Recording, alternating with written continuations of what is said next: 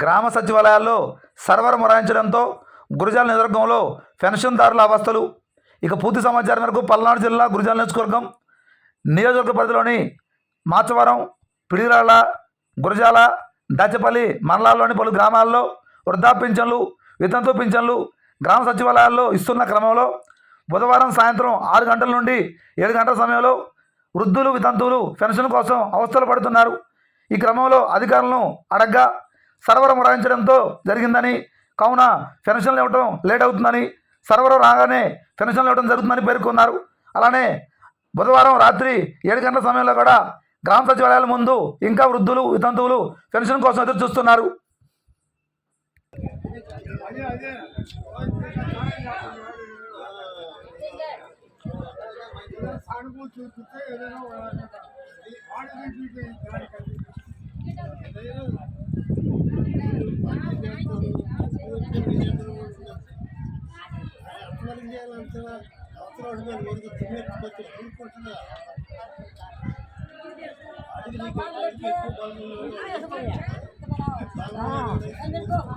నీకేముంది అసలు ఇది బలం లేదు.